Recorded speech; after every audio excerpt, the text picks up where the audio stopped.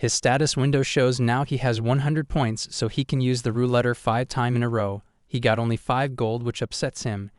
And at the end, a new skill named Air, which can help him create wind potions. After that, Kang goes to a pharmacist named Lethe. He tells her that he came to sell something. She gets excited and tells him to take it out already. She sees the monster and tells him it's a black leech of Mika Swamp. As it cut in half, she can't offer him much money. But then she sees the leech teeth and tells Kang she will give him 3 million for it. Kang is surprised as she tells him that the color of this leech teeth are different from normal ones, as this one is the mutant version of the leech. So rare monsters worth much more than the normal ones, so she asks Kang his decision. He says he of course want to sell it as they shake hands on it. After that, Kang goes straight to the shop and give him the 14 million gold and wants to buy the crossbow now. Owner is shocked to see him as he made so much money in such a short time. He gives him the crossbow and he gets excited and thinks he can communicate with the voices he hears, as he calls her and tells the voice to come out, but nothing comes out and Owner gets confused seeing him talking to himself. Later he goes to the inn and saves the crossbow into his inventory. Then suddenly the "You did it" message pops up and he sees the window and thinks what is wrong with this. As the message is with blanks, Kang gets frustrated, wants to know what the rest of the message say as he can't read it. He shouts out and says come out, stop watching him, let's talk. Then suddenly a pop-up appears with black star which represent the voice Kang hears and shows the message which says I can give answers to 5 questions. Flash back to the first day they were brought into this continent, and few people dimensioners died and some were surviving in cave, and survivors were divided, and those who have skills will find a job and make money, as they all scatter around the continent, and everyone should look for a way to go back to the earth. After 3 years later, Kang finally has a chance to look for a way back home. Kang thinks their sentences are getting shorter and shorter every time they answer. He should think about it carefully. Is he that brought them into this world? The window says oh, which means yes. Kang, who the heck is he and what does he want from them? It again says oh. Kang thinks that it can only answer an O for yes and X for no. Kang asks the third question, that is there a way to go back to Earth? It says oh. Fourth question, has anyone have ever returned home? It says X. Kang thinks that Kim Jae-hung was also not able to go back to Earth. And as for the last question, Kang takes out his notebook, writes something and asks what does he want from the people from the earth, their points, their items or their skill, and develop their self to grow stronger. It gives number 1 an O and number 2 for X. Kang asks another question, which one is more important, points or items, but his 5-question limit is done. On the base of the information, Lang thinks he brought people from Earth to use them as slaves. As Kang is the only On who has figured it out, which he can easily achieve that person's objectives. Kang asks another question, is he the god of Azul? As Kang doesn't have any question left, he gets arrogant and tells him to answer. Suddenly Kang points starts losing his points before he could think or do anything. His points get from 52 to 0 points. Kang gets angry and says he will kill him, whether he is a god or not. Then a quest for collecting 5,000 points pops up, and the reward is a star. Kang started thinking as he never got a quest like this before. Kang, he might be using his points to manage the system. It says take it easy. Kang thinks it will be difficult to talk with them. Kang tells him he will do the quest so he reward him properly, as Kang want to call him a lot of names, but he call him manager for now as he is managing his status window. After that, Kang sits in the hall, eats a sandwich with deadly person look on this space. He gets a new skill, Prius crossbow, which is the compensation for Kang achievements. Kang also get 50 points and can use roulette 5 times free. As he rolls the roulette, he gets 2 supplemental damage points, 1 attack damage point, 1 skill Prius pouch of fate, and lastly increased point skill. Kang is happy with the rewards and wishes that next roulette will give him such rewards too. Kim comes and tired Kang says you are finally here. He has something important to tell them. Kang tells everything that happens. Kim is surprised to hear this and starts crying cause he is very happy that there is a way to go back home. Kang tells him as it's hard to earn points, as he can't heal himself to earn points, but as long he heal his friends and other adventurers he can earn points quickly, so Kang asks Kim to be his helper. Kim thinks about it for a while and he will do it. Kang already that he would say yes. Then Kim goes to the table and cuts his own hand and asks Kang to heal him to get points. But Kang tells him there is no points to hurt yourself and put bandages on his hand and goes to the Adventurers Guild to find some jobs. But they enter the reception girl is giving Kang the deadly look as need to stop him for breaking any more commissions. They see a below the mountain range mission as it has a lot of commissions. Receptionist girl comes from behind shocking them and tells them it's peak monster season as he can use base camp set up by Adventurers Guild. Kang tells her it would be perfect for them as they earn a lot of points. She gets happy to get them leave. After that they goes to the mountain range and starting hunting monsters to get their gold. They started fighting with the moles as Kang uses his crossbow from the first time and killing quite a few monsters. Suddenly from below a mole comes out and was going to bite Kang, but Kim comes in front him and gets bitten. Then Kang makes some straight arrow and hit Kim with them. Kim asked him why did he do that. Kang tells him that those are antidotes, and they kept hunting the moles after sometime they bring them to the camp to sell them. They couldn't believe that these two people killed this many moles by themselves. As they wait, some adventurers say they don't even have a healer as Kim gets irritated when they were eating their food as how good of a healer Kang is. Kang tells him to not get angry as he doesn't care about what people say about him. Kang says it's about time they get here. Kim asks who, then a lot of adventurers who got injured were looking for healers. Kim tells Kang to go heal them quickly to earn some points. Kang says he has special patients attend to. They ask to take a look at the patient, but these are guys you badmouth them. Kang comes forward and uses his eyes of observation. He discovers he was bitten by wild beasts, and also his arm is showing signs of paralysis. Adventurer says, but paralysis poison doesn't cause in this manner. Kang says bit wild mountain dogs are unique when the conditions met at body starts decaying from inside. Then Kang bring out his crossbow and points it to the patient and says it is the quickest way to cure the poison and shoots his arrow using his new air skill and purify the guy from poison. His partner and everyone is shocked seeing this. Kang explains as the weakness of mountain dogs are the property of air due to which their poison will naturally vanish. That why the man was in that condition as the healer closed its wound using heal magic. The healer feels embarrassed and runs from there. Kang tells the patient his arm will recover tomorrow so he should stay still till morning. Kim says something feels wrong as why is this man alone, where are the rest of his party? Kang asks the patient about them. He tells them as they were attacked they all got separated from each other. He tells them 100 of mountain dogs came out of nowhere and attacked them. Kang finds it strange as the only explanation they came up with is that there must be a rare monster among them and everyone is trapped in the dungeon. Kang and Kim both go for the search of them hoping they didn't have died. They hear a noise and see adventurer getting attacked by a herd of mountain dogs. Kang uses his special skill, kills the dog and saves him. As Kim comes forward and sees that everyone is already dead, as the bodies were decomposing so none of this happened recently.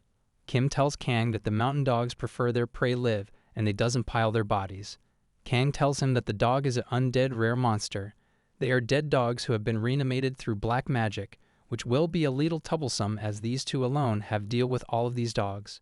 Dogs started attacking the adventurer. Kim saves him, but from above another dog was about to attack him. Kang tells him to get down as he uses his skill to take the dog down. Kim thanks him as Kang shoots arrows at him of air portion to help him fight against the dogs. As they kept fighting with these dogs one after another, the air shot is also helping Kim against the dogs. Kang notices a dog which hasn't moved since they have been fighting as he is waiting for his own kin to die. When they kills the last dog from the use a revival spell and revive everyone one of the dogs. Kim asks Kang will he be able to kill the dog if he gets closer. He says yes, as Kim may look like a feeble and weak magician but his job is an aggro, as the speed of Kim aggro will amplify with the speed of these monsters as he starts running with all the dogs running behind him and putting all his trust in Kang, and turns his attention to the last zombie standing. Kang remembers what Leify's told him about how to kill a rare monster. First you must find his relic. Kang charges forward as he uses his eyes of observation and finds the location of it which was in this neck and cuts it. But the dog has hid himself in another corpse of dog as the rare monster gets mad and was going to devour him, but Kang calls his crossbow in this left hand and kills it. As finally he defeated the dog, but his wrist was cut off when the dog attacked him. Then the adventurer brings in his wrist.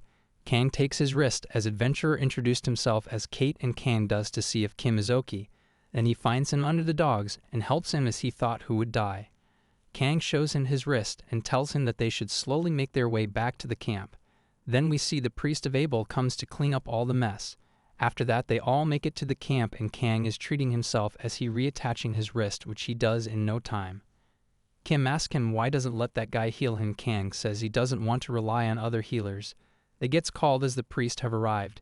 Kang puts his coat on and goes out as Kim goes to sleep. priest introduced himself. His name is Colonel Asholo, as G is the member of Aberon Church. As Kang introduced himself, the other healers started chit-chatting about him. They don't like him, but the head priest told them to stop and apologized Kang for their behavior and tells him he heard about Kang from Priest Hoyce. Kang happily asked him about how he is doing. They told Kang to show them the place where the undead appear. He takes them to the location, and they were shocked seeing the horrifying scene. Head team assigns the team 1 to clean the traces of black magic in the area, and Team 2 will search the area, and Team 3 will carry the bodies back to the camp, and Team 4 will kill all the contaminated animal bodies. As the priest was burning the bodies of undead, Kang was watching them from behind. Priest asks Kang that he wants to look at the body of the rare monster. Kang takes him there, and the priest asks Kang that he wants to take the body of the monster with them to their crutch, so they can investigate the reason of the appearance of the undead. As priest says he will not take the body for free, in exchange of the body, they will give Kang the holy water of dawn. This holy water is really expensive, as it made by pulling clean water from the altar, and after praying for a year, this holy water is made. This water can purify 100 and thousands of undead, as Kang loves it, as it's something you can't even buy with hundreds or millions of money. Priest gave him the water and thanks him on their behalf for taking down the undead by himself. Kang says no problem, as he is also a healer himself and can't stand the undead. As Kang was sleeping, a guy wakes him up and tells him that the vice head of Adventurer Guild named Ruin is looking for you. As they meet, Ruin says he is proud of him for killing the monster by himself. Kang thanks him for going out of his way to find him. Ruin says no problem. Kang knows this is not true, as Ruin is a greedy person who was born with a golden spoon and is a vulgar person, so if he does anything he must have an ulterior motive behind it. Ruin says as a thank you on the behalf of everyone you saved, he gave him golden vitality mushroom extract, as they improve stamina, and golden mushroom are the rarest of their kinds. Kang drinks the potion right there and thanks him for it. However, he broke the bottle and throws it on the ground and asks him, "There's no way that you are giving this to him. Let's cut to the chase." Kang tells him that you want the holy water of dawn from him, as it's something that he can't, but with money, and also Ruin says he wants to buy Kang as well. Ruin knows that he is a dimension mover who is from another world. Kang is shocked to hear that he knows about him. Ruin says if Kang gives him the Dawn of Water, he will issue a healer's card for him, and also a sponsorship from his Horsher family. As Kang will be recognized as an official healer, and he can also become a royal healer if he wants. If Ruin gets the holy water, he will get a bigger palace and will get away from his villages. Kang thinks about it and declines its offer right there. Ruin is shocked to hear Kang declining his offer. Kang tells him he doesn't need his belt to get recognized, as he have already proven himself as a healer. Ruin tells him that the sponsorship will be really helpful for him, as it is really rare for Horcher family to give sponsorships. Kang says he heard that branch manager doesn't have much influence in the family and the benefits will be uncertain, so that's why he declines the offer. Rai gets enraged hearing this, and his subordinates calms him down. Kim has also gotten a reward too, which is a red crystal named Bloodthirsty Bloodstone, which increases the attack power. He is happy to see Kim reward. Suddenly, emergency bell rings as the monsters have broken the town from the north and south. As everyone was rushing, Kang says they will be joining them as well. As they both starts fighting, Kang uses his crossbow for his attacks, and Kim uses new skill to kill all the monsters in front of him. Then the boss monster appers Kang shots his arrow, but they break. Kim is surprised as crossbow arrows are not working. Kang tells him he has prepared something else as well and uses a steel arrow with mole claws, and it pierces through his skin. Then Kang jumps over them and uses his throw skill and takes down the bear. As Kim is happy to hear good about himself, as everyone in the camp think about them as a hero. So far, Kang has earned 300 points and uses the rolls. The roulette gets only the general prices.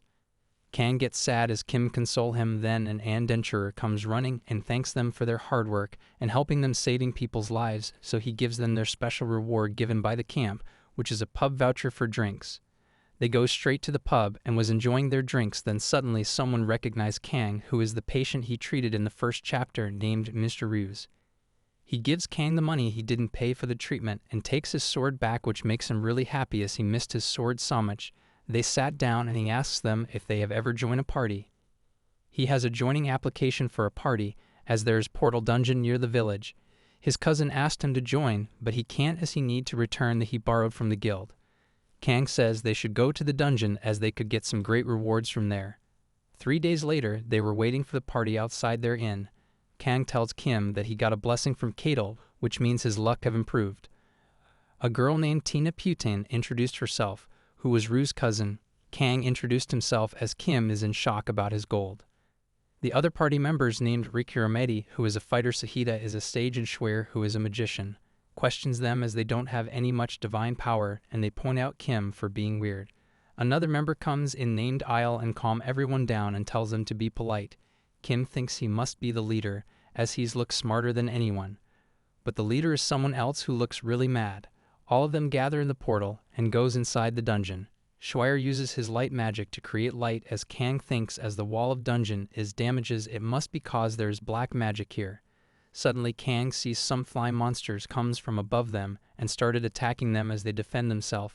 Isle tells them to break through them as they can't deal with all of them. Then Kang asks Mid Schwer if she can use wind magic. She says yes. Kang uses his spray skill and tells her to use the wind magic on it. And the magic spreads, taking out all the monsters in one go. Everyone is surprised to see them. Then Isle brings bottles of mana potions and tells everyone to drink it. Kang asks him if it is okay to distribute mana potion as it is quite expensive. Isle says he knows a pharmacist who make them at cheap rates for him, then Kang gratefully accepts it. As they move forward they run into two paths, but from the left path Sahida senses a large amount of black magic from there. They thinks it must be a trap, but Kang says no and they must go to the left. Rikuromedi gets mad and Kang asks Sahida senses black magic from there, why would he want us to get killed as they face each other?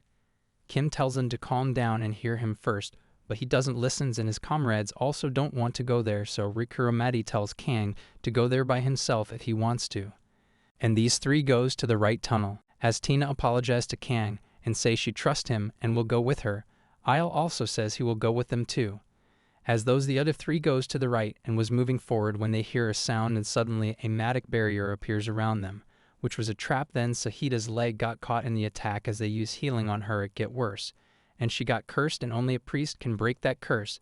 Then we see Kang and Kim comes from behind telling them this is why they told them to go left. They are surprised to see them. Rikuromedi asks Kang to treat Sahida immediately as he knew this beforehand. Rikuromedi admits he was wrong and apologizes and bows to Kang as he asks him to save Sahida. Kang decides to help her, but Kim asks him how he is going to break the curse as he doesn't have any divine power like them. Kang tells him he has the holy water, which the priest gave him, as a single drop for her would heal her, but other thinks he might not be able to heal her. Then Kang says, "Did you wait long?" and Kim picks Sahida up on his back and Kang have already sew her wound. Everyone is so happy to see that Kang was able to cure her. Everyone praise Kang as they thinks he is a really skilled healer. Then they go to the left path and comes in front of a room, which seems to be the boss room. As they enter they see a demon with horns welcoming them as his little sacrifices. As they all are shocked to the demon with such immense black magic power, and they think they should retreat, as how can they defeat such a monster? Demon tells them they should feel honored as they made it this far. Now they will be his Scarifus. As he was about to tell his name, suddenly his body was struck with something, and he starts vanishing. Everyone is surprised. As Kang used his holy water on the arrow and defeats the demon in no time. Everyone is so shocked to see what just happened as they have never witnessed something like this before. As he defeated the boss, now the dungeon will be closing soon. She was about to draw the escape magic circle, but Isle says they have time, why not explore the boss room? They all agreed to search and every items found by anyone it would be theirs, so search quickly before the dungeon closes. They find an altar and they took everything they found valuable. Then Kang finds a box under the altar. As soon he opens the box, a storm of zombies comes out and started attacking them. They defend themselves and kills all the zombies. Then Kang senses that the remains of the boss are still there, and Kim and all the other party members are passed out on the floor, and Kang thinks the body he killed earlier wasn't the real boss. He must be somewhere in this room as he loads his crossbow. Kang shoots some arrows on Isle and tells him these are for recovery, so don't worry. Isle tells he is a rogue and instinctively only defended himself. Kang thinks it's strange as everyone is asleep, so why are you unaffected? Isle says, aren't you are also fine as well? Kang says it's because he didn't drink the mana potion he gave to everyone. As Kang attacks Isle, and he has his weapon infused with black magic, as this would be something the boss of the dungeon will be familiar with.